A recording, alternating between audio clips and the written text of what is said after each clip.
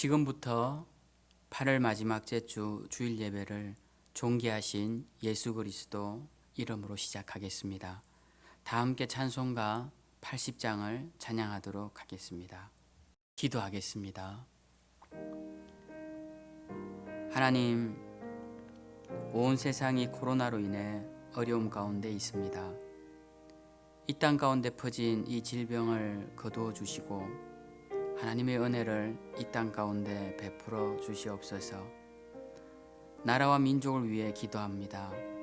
분열된 이 나라를 긍휼히 여기사 이 땅의 혼란을 잠재워 주시고 평화와 안정, 화합을 허락하여 주시옵소서. 이 땅의 교회들을 긍휼히 여겨 주시옵소서. 하나님의 은혜 가운데 자유롭게 예배할 수 있었던 날을 소중히 여기게 하시고 이제부터라도 예배의 자유가 얼마나 큰 은혜인지 깨닫고 온전한 마음과 정성으로 영과 진리로 예배하는 한국교회가 되게 하여 주시옵소서. 생명샘 교회를 지금까지 지켜주신 은혜에 감사드립니다. 교회로서의 사명을 잘 감당할 수 있도록 하나님 기회를 허락하여 주시고 모이면 예배하고 흩어지면 주의 이름을 전하는 참된 주님의 교회가 되게 하여 주시옵소서. 이를 위해 기도하옵기는 우리 가운데 연약한 자들을 돌보아 주셔서 강건한 주의 일꾼들로 세워 주시옵소서. 육신이 연약한 자들 은혜의 빛을 비추어 주시고 치유의 강선을 비추어 주시고 우리의 나음을 위해 십자가에 못 박히신 그 손으로 어루만져 주셔서 주님 회복되게 하시고 또 믿음이 연약한 지체들 강건한 믿음 허락하여 주시고 심령이 연약하여 마음이 유약한 자들에겐 강하고 담대한 마음들을 허락하여 주시옵소서. 그래야 우리 교회가 주님 보시기에 아름다운 교회, 마지막 때 주님의 뜻을 이루어드리는 귀한 교회가 되게 하여 주시옵소서. 오늘도 우리의 예배 가운데 함께해 주시사 우리의 예배를 받아주시고 우리 가운데 임재하여 주시옵소서. 살아계신 예수님 이름으로 기도하옵나이다. 아멘.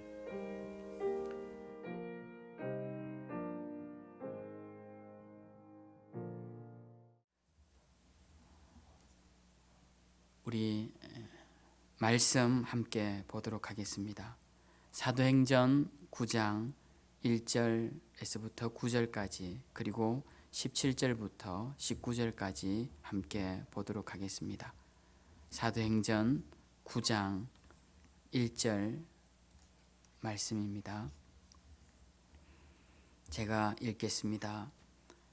사울이 주의 제자들에 대하여 여전히 위협과 살기가 등등하여 대제사장에게 가서 다메섹 여러 회당에 가져갈 공문을 청하니 이날 만일 그 도를 따르는 사람을 만나면 남녀를 막론하고 결박하여 예루살렘으로 잡아오려 함이라. 사울이 길을 가다가 다메섹에 가까이 이르더니 호련히 하늘로부터 빛이 그를 둘러 비추는지라. 땅에 엎드러져 들음에 소리가 있어 이르시되 사울아 사울아 네가 어찌하여 나를 박해하느냐 하시거늘 대답하되 주여 누구시니이까. 이르시되 나는 내가 박해하는 예수라. 너는 일어나 시내로 들어가라. 내가 행할 것을 내게 이를 자가 있느니라 하시니 같이 가던 사람들은 소리만 듣고 아무도 보지 못하여 말을 못하고 서 있더라. 사울이 땅에서 일어나 눈은 떴으나 아무것도 보지 못하고 사람의 손에 끌려 다메섹으로 들어가서 사흘 동안 보지 못하고 먹지도 마시지도 아니하니라. 17절 말씀입니다. 아나니아가 떠나 그 집에 들어가서 그에게 안수하여 이르되 형제 사울아 주 곧 내가 오는 길에서 나타나셨던 예수께서 나를 보내어 너로 다시 보게 하시고 성령으로 충만하게 하신다 하니 즉시 사울의 눈에서 비늘 같은 것이 벗겨져 다시 보게 된지라. 일어나 침례를 받고 음식을 먹음에 강건하여 지니라. 아멘. 오늘은 사도행전 말씀을 가지고 소중한 것이라는 주제로 말씀을 함께 나누고자 합니다. 요즘 특별히 깨닫는 것이 있습니다. 우리가 함께 모여 예배하는 것이 참으로 귀한 것이었구나라는 사실을 깨닫습니다. 모이지 못하니까 함께 모여서 찬양하고 함께 모여 기도하고 함께 말씀을 나누며 신앙의 교제를 나누는 것이 얼마나 소중한 일인지를 새삼 깨닫게 됩니다. 소중한 것이 무엇인지 깨닫는 것은 우리 삶을 어떻게 살아야 하는지를 알려주는 중요한 이정표가 되는 것 같습니다. 예전에 유명했던 성공하는 사람들의 7가지 습관이라는 책, 그 책으로 유명해졌던 스티븐 코비 박사가 그 이후에 소중한 것을 먼저 하라라는 책에서 이런 이야기를 합니다. 자신의 시집간 딸과 대화한 내용을 적어 놓았는데요. 그 딸은 셋째 아이를 낳아서 키우는 중이었습니다. 딸은 그 아이를 사랑하지만 아이 때문에 아무것도 할 수 없는 자신의 사정을 아빠에게 털어놓습니다. 딸의 이야기를 들은 코비 박사는 웃으면서 이렇게 이야기를 했다고 합니다. 마음을 그냥 편히 가지렴. 마음을 편히 가지고 그 아이를 즐기려무나 아무도 너만큼 이 아이를 사랑하고 돌볼 사람은 없지 않니? 그렇다면 지금은 이 아이를 돌보는 것이 제일 중요한 일이란다. 그러면서 코비 박사는 경영 지도자답지 않게 딸에게 이런 충고를 덧붙입니다. 시간 관리 같은 것은 신경 쓰지 말아라. 달력도 잊어버리렴. 다만 네 인생에서 가장 소중한 이 아이를 즐기도록 하렴. 벽에 걸린 시계에는 신경 쓰지 말고 너 내면의 나침반을 따라 살아가거라. 코비 박사는 그날 이 딸에게 시간 관리보다 더 중요한 것이 인생의 방향이라는 것을 알려주었습니다. 시계보다 더 중요한 것은 나침반이라는 것이죠. 현대인들은 대부분 바쁘게 살아가고 있습니다. 그리고 바쁘지 않으면 무언가 잘못하고 있는 것처럼 느껴지기도 합니다. 그러나 참으로 의미 있는 인생, 가치 있는 인생은 시간을 따라 단순히 바쁘게 움직이는 삶이 아니라 더딜지라도 올바른 방향을 향해 소중한 것을 찾으며 나아가는 삶일 것입니다. 중요한 것은 소중한 것, 그것이 과연 무엇이냐라는 것입니다. 우리 그리스도인들은 세상 사람들과는 다른 가치 기준을 가지고 있습니다. 그렇기 때문에 우리는 더 분명하게 소중한 것이 무엇인지를 알아야 합니다. 그리고 그 소중한 것을 유지시키기 위해 또 소유하기 위해 우리는 우리의 삶의 시간들을 보내야 할 것입니다. 오늘 우리는 성경 본문에서 자신이 정한, 자신이 옳다고 생각한 그 방향으로 무척이나 열심히 달려가는 한 사람을 만나게 됩니다. 그는 하나님을 위하여라는 명분과 목적으로 당시 이단으로 낙인 찍힌 기독교인들을 찾아 났습니다.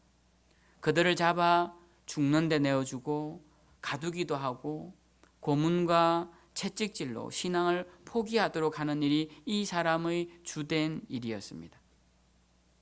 그는 자신의 일에 열심을 내는 사람이었습니다. 그러나 그는 중요한 실수를 하고 있었습니다. 소중한 것을 바로 볼 줄 모르는, 가치를 발견하지 못한, 그래서 잘못된 방향으로 열심을 내고 있었다는 사실입니다. 오늘 본문의 특별한 일이 일어난 이날도 이 사람은 자신이 옳다고 생각한 일을 하기 위해 길을 가고 있었습니다. 그런데 난데없이 하늘로부터 빛이 그에게 임한 것이었습니다. 그는 눈을 뜰 수가 없었습니다. 그리고 귀에 소리가 들립니다. 자신의 이름을 부르는 소리가 들립니다. 사울아, 사울아. 네, 이 사람은 바로 나중에 이름을 고쳐서 위대한 복음의 사도가 되었던 사도 바울이었습니다. 그 목소리는 계속됩니다. 네가 어찌하여 나를 박해하느냐? 어찌하여 나를 핍박하느냐? 그때 사도 바울이 대답합니다. 누구십니까? 그때 그 음성의 주인이 대답합니다. 나는 네가 핍박하는 예수다. 그 빛을 보고 그 소리를 듣고부터 바울은 앞을 보지 못합니다. 그러다가 오늘 성경 본문에 보면 주님의 제자 중에 아나니아라는 사람이 와서 바울에게 기도를 해줌으로써 그 눈에서 비늘 같은 것이 벗겨져 다시 보게 됩니다. 이때부터 바울은 예전과는 완전히 다른 삶을 살게 됩니다. 완전히 다른 삶. 그것은 완전히 다른 삶의 방향을 의미하는 것이고, 삶의 방향이 전환되었다는 것은 새로운 가치, 더 나은 가치를 발견했다는 것을 의미합니다. 오늘 사도 바울의 변화를 보면서 깨닫는 중요한 사실은 소중한 것, 즉 가치를 알려면 올바른 것을 볼 수 있는 눈이 떠여져야 한다는 사실입니다.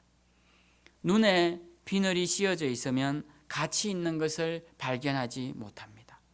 내 눈에 세상의 물질의 비늘이 씌어져 있으면 모든 일이 돈과 관계된 일로 보입니다. 사람들이 돈으로 나를 평가하는 것 같고 나도 돈으로 상대를 평가하게 됩니다. 내 눈이 세상의 이념과 철학으로 비늘이 씌어져 있다면 자신의 철학과 다른 모든 사람들은 다 틀린 사람처럼 보이게 됩니다. 우리가 옳은 것을 볼 수 있는 눈이 없다면 우리에게 아무리 소중한 것이 주어져도 우리는 그것을 취할 수가 없다라는 것입니다. 중국에 가면 진주 파는 곳이 많습니다. 그곳에 가면 저렴한 것부터 아주 비싼 것까지 다양한 진주를 보여줍니다. 그런데 저는 그 진주들이 다 비슷해 보입니다. 어떨 때는 저렴한 것이 더 좋아 보이기도 합니다. 왜 그럴까요? 저에겐 좋은 진주를 구별할 수 있는 눈이 없기 때문에 그렇습니다. 저 같은 사람은 성경에 나오는 좋은 진주를 찾아서 기뻐하는 상인이 될 수가 없습니다. 제겐 좋은 진주를 발견할 수 있는 눈이 없기 때문에 그런 것이죠. 예전에 제가 피아노 조율을 배울 때였습니다. 제게 피아노 조율을 가르쳐 주시는 분이 두 개의 음을 칩니다. 그러면서 서로 다를 때 나오는 울림을 들어보라고 합니다. 저는 아무리 귀를 기울여도 그 소리에서 울림을 듣지 못합니다. 울림이 1초에 몇 번 울리느냐고 물어도 저는 울림 자체가 들리지 않았습니다. 제겐 다 똑같은 소리로 들렸습니다. 왜 그럴까요? 저는 그 울림을 들을 기가 없었던 것입니다. 나중에 연습을 통해 이제 울림이 들렸고 그것이 1초에 몇 번 울리는지도 알게 되었고, 그리고 그 울림이 음이 맞춰지는 순간 사라질 때 피아노 핀을 멈출 수 있는 기술도 익히게 되었습니다. 요한계시록에 보면 자주 반복되는 말씀 중에 귀 있는 자는 들을지어다 라는 말씀이 있습니다. 정말 귀 있는 사람만 들으라는 말씀이 아니죠.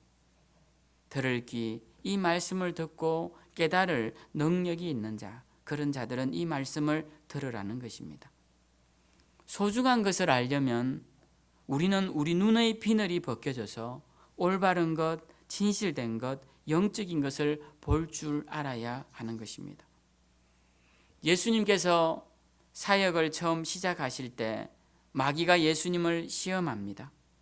3가지 시험 중 마지막 시험은 천하만국을 다 보여주면서 자기에게 절하라는 것입니다. 만약 자기에게 절하면 천하만국을 다 주겠다고 약속합니다. 예수님을 향한 이 마귀의 유혹은 지금도 계속됩니다. 예수님을 따르는 수많은 그리스도인들에게 지금도 똑같이 유혹하고 있습니다. 뭐라고 합니까? 세상을 다 가져라 라고 합니다. 너는 세상의 주인이 되라고 말합니다.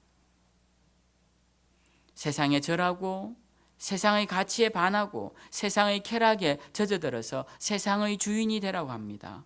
그러나 마귀의 유혹에 빠져 그렇게 따르다 보면 세상의 주인이 아니라 세상의 노예가 되어 있고 물질의 주인이 아니라 물질의 노예가 되어 있고 세상 권력자가 아니라 세상 권력의 종이 되고 많은 것을 보게 됩니다.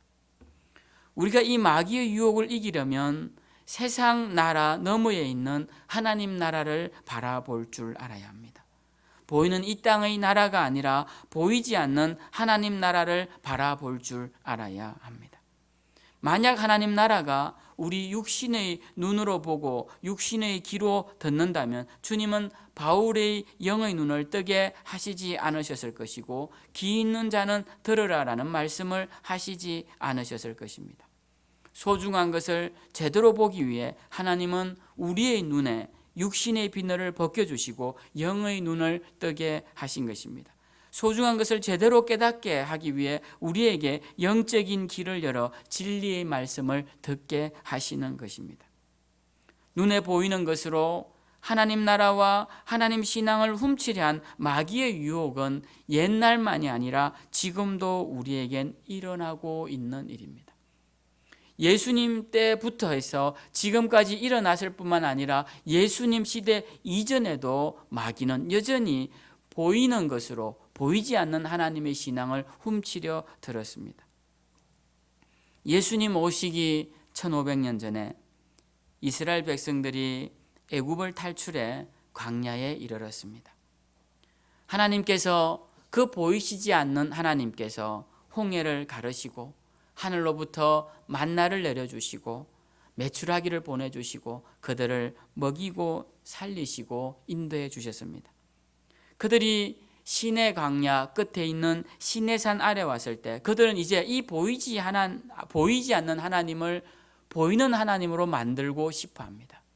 그래서 모세가 하나님께 율법을 받으러 시내산에 올라간 사이에 그들은 보이지 않는 하나님을 만들어내기 시작합니다.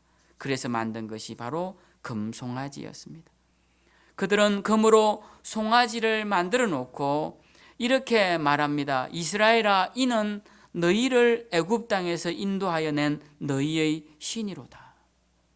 그들은 이 송아지를 그들을 인도해낸 하나님의 형상이라고 말했던 것입니다.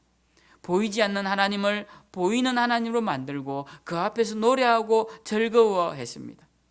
보이지 않는 하나님을 보이게끔 하는 것, 그것이 우상의 시작이고 그것이 마귀가 우리에게 지금까지 지속적으로 하고 있는 유혹의 거리다라는 것입니다. 마귀는 항상 우리의 신앙을 보이는 것으로 유혹합니다. 하나님도 보이게 만들으라고 하고 신앙도 보이는 것으로 판단하라고 합니다. 하나님의 축복도 보이는 것으로 설명하려고 한다라는 것입니다.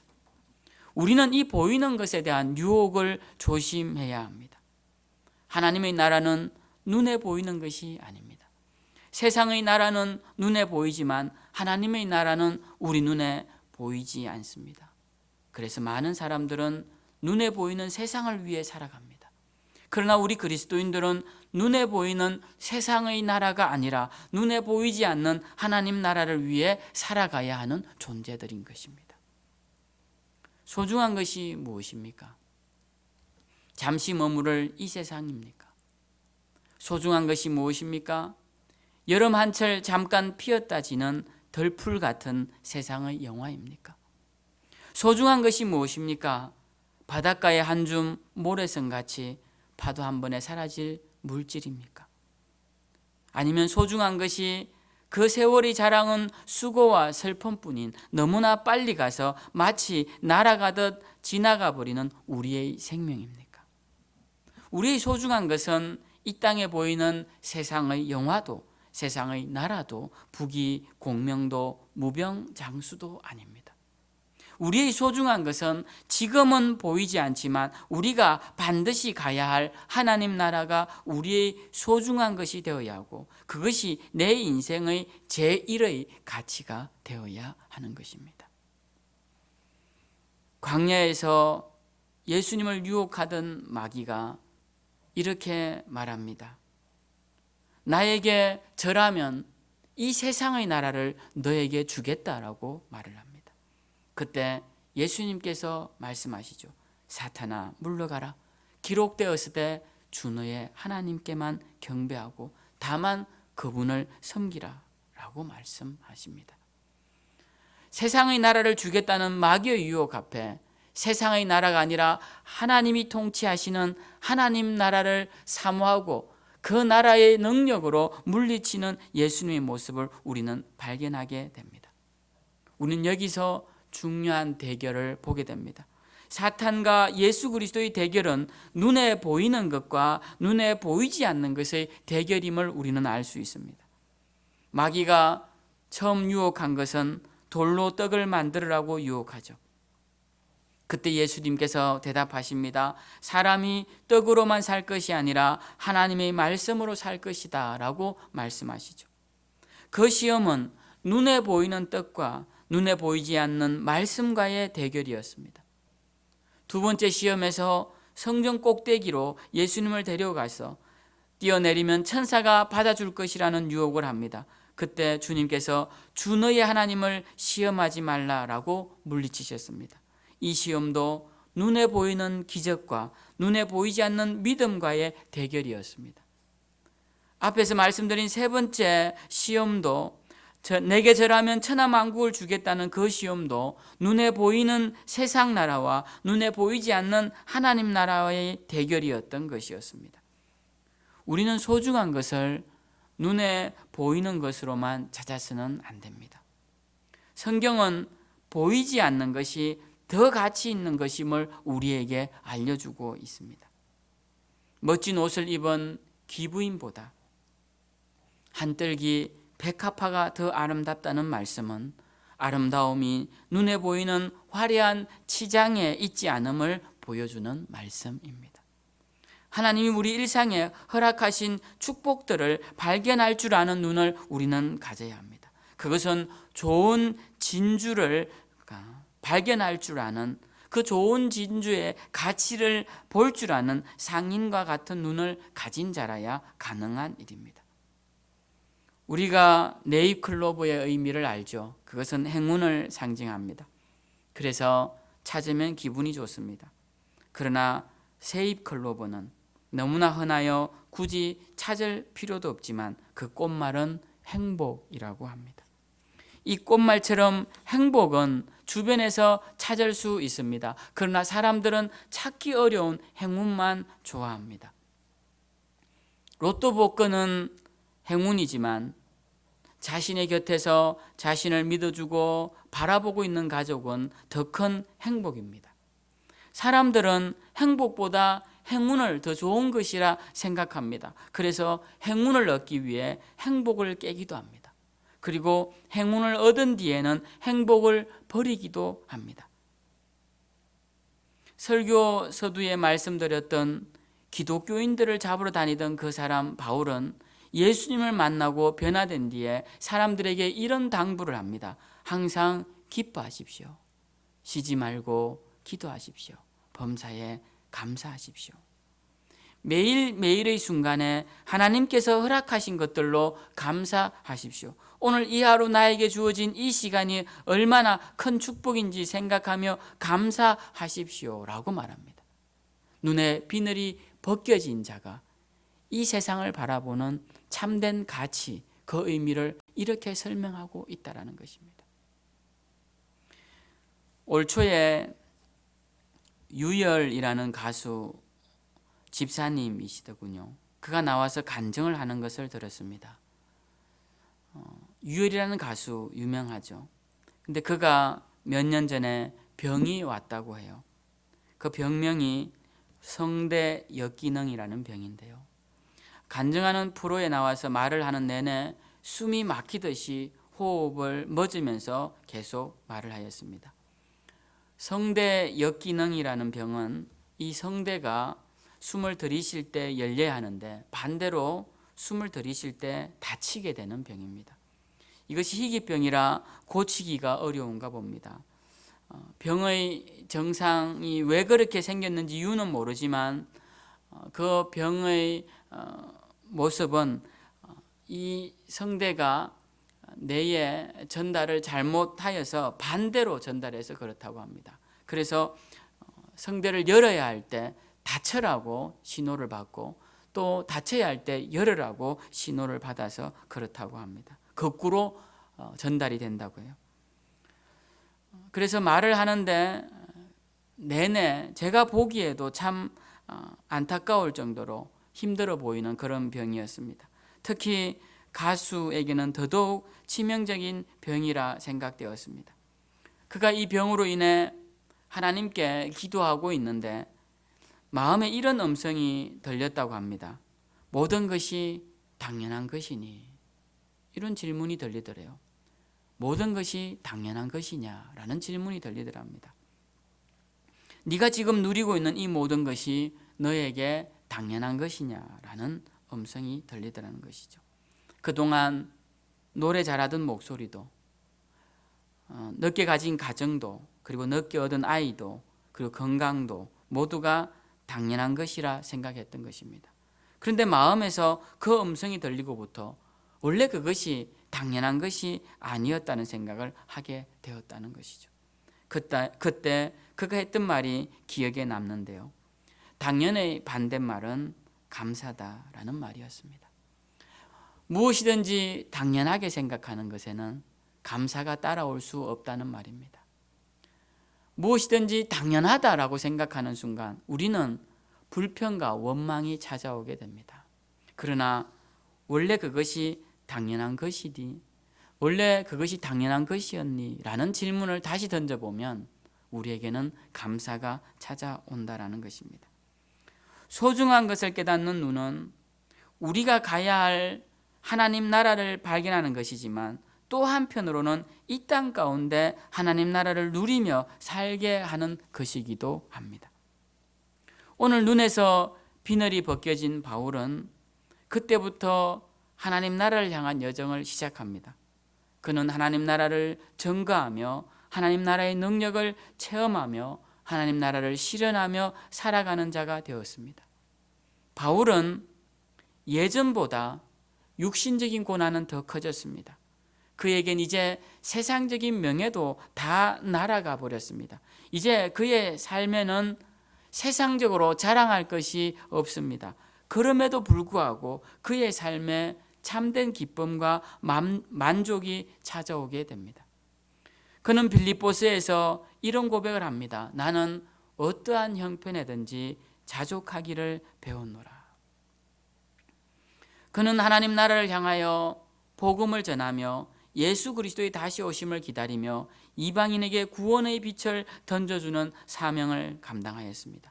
그의 발걸음은 미래를 향한 걸음이었지만 또 한편의 걸음은 현재를 감사하는 걸음이었습니다.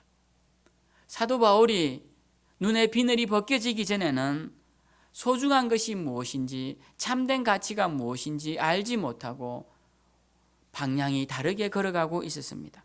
그러나 그의 눈에 비늘이 벗겨지는 순간 그는 그가 가야 할 곳이 어디인지를 발견하게 되고 그 가는 동안 그에게 주어진 것이 얼마나 감사한지를 알게 되었다라는 것입니다. 저는 오늘 여러분들과 함께 소중한 것이 무엇인지를 함께 나누었습니다. 여러분은 지금 소중한 것이 무엇입니까? 오늘 이 말씀을 묵상하면서 과연 우리에게 소중한 것은 무엇인지 생각해 보아야 합니다. 혹시 우리들 가운데 아직도 물질이 가장 소중한 것이 되어 있는 사람이 있습니까? 혹시 아직도 우리에게 세상 명예가 소중한 것이 되어 있는 자가 있습니까? 아직도 우리에게 세상의 평가가 소중한 것이 된 자들이 있습니까? 우리에게 소중한 것은 예수 그리스도가 소중히 여긴 그것이 되어야 합니다. 예수 그리스도가 소중히 여긴 것, 그것이 우리에게도 소중한 것이 되어야 합니다. 그분이 목숨을 내어주시면서까지 우리에게 주시고자 했던 것, 그것이 우리에게도 가장 소중한 것이 되어야 합니다. 주님이 우리에게 주시고자 했던 것, 그것이 무엇입니까? 사망의 음침한 골짜기입니까? 아닙니다. 어둠의 그늘입니까? 아닙니다. 예수 그리스도가 우리에게 주시고자 했던 것은 하나님 나라 그 영광스러운 자리 아닙니까? 우리는 그 나라를 소망해야 합니다. 그 자리를 소망해야 합니다. 그 나라를 향해 나아가야 합니다. 그리고 그 나라를 향한 여정에서 나에게 지금 주어진 것들로 자족하며 감사하며 나아가야 합니다. 오늘 이 시간 다시 한번 우리 가운데 진정 소중한 것이 무엇인지 기억해 봅시다. 평소에 몰랐던 그 소중함을 다시 한번 깨닫는 시간을 가져야 합니다. 주변을 살펴보십시오. 내 주변 환경을 한번 돌아봅시다. 예수 그리스도를 통하여서 주어진 우리에게 소중한 것들을 혹시 잊어버리며 살아갔던 것은 없는지 우리는 되돌아보아야 할 것입니다. 저는 오늘 이 말씀을 통하여서 우리 모두가 다시 한번 진정 소중한 것이 무엇인지 기억하셔서 오늘도 내일도 주님 은혜 가운데 감사하며 기뻐하시며 하나님 나라를 향한 사명 온전히 감당하시며 하나님께 큰 영광 돌리며 살아가시는 저와 여러분들이 다 되시길 예수 그리스도 이름으로 축원드립니다. 아멘. 우리 이 시간 다 함께 찬송가 545장 함께 찬양하도록 하겠습니다.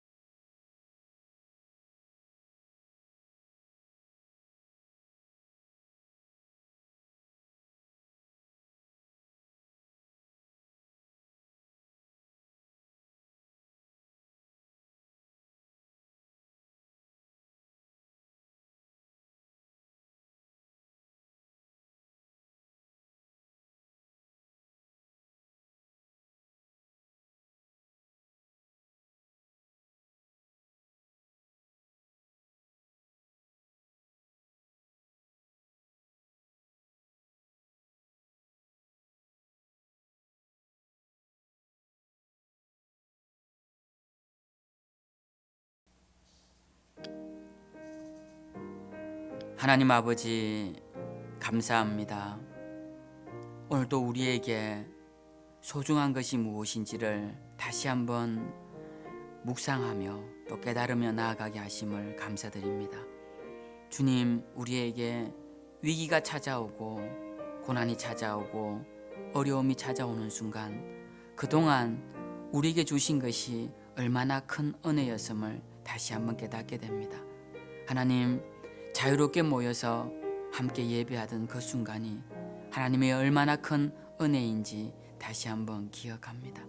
하나님, 우리가 그것의 소중함을 잊어버리고 살아왔던 것 주님 용서하여 주시고 다시 한번 이 땅 가운데 하나님 은혜를 베풀어 주셔서 하나님의 공동체들이 다시 한번 바로 서게 하시고 바로 서서 주님을 기쁘시게 하며 주님을 온전히 예배하며 주님께 영광 돌리는 공동체들이 다 될 수 있도록 축복하여 주시옵소서.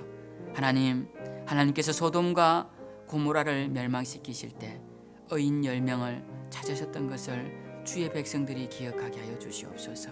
하나님, 우리가 이 나라를 살리고 민족을 살리는 의로운 자들이 되게 하시고 우리의 선자리에서 주님을 높이는 귀한 주의 백성들 다 되도록 축복하여 주시옵소서. 주님, 오늘도 주의 말씀을 통하여서 우리가 소중히 여겨야 할 것이 무엇인지를 깨닫게 하셨습니다.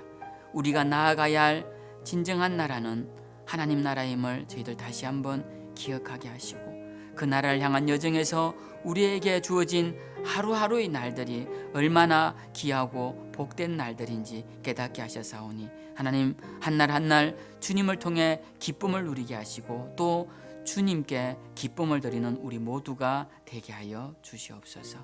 오늘도 주님, 우리가 모여서 예배하지 못하지만 각자의 자리에서 함께 예배합니다. 하나님, 이 시간 우리의 마음과 정성과 우리의 드리는 예물을 받아 흠양하여 주시고 우리의 기도의 제목들 가운데 응답하여 주시옵소서. 하나님, 우리의 기도들에게는 여러 가지 어려움과 여러 가지 고백들이 담겨져 있습니다. 하나님, 그 고백들을 들어주셔서 하나님 참으로 흠양하여 주셔서 우리 삶에 세상이 줄 수 없는 놀라운 평화와 기쁨과 치유를 허락하여 주시옵소서. 주님, 속히 모여 주님 앞에 예배할 수 있도록 은혜를 베풀어 주시옵소서. 오늘도 우리의 예배를 흠양하신 줄 믿고 감사드리며, 이제는 우리 주 예수 그리스도의 은혜와 아버지 하나님의 크신 사랑과 성령님의 위로와 내주 교통하심이 오늘 말씀을 통하여서 소중한 것이 무엇인지를 깨달아 그 소중한 것을 향해 올바른 여정을 걸어가기로 다짐하며, 그 걸어가는 과정 가운데 주어주신 하나님의 은혜가 얼마나 크고 감사한지를 기억하며 주께 영광 돌리며 살아가기로 다짐하는 사랑하는 귀한 성도님들 머리 위에, 그들의 가정 위에, 어린 생명들 위에 이제부터 영원토록 함께 하시기를 간절히 축원하옵나이다. 아멘.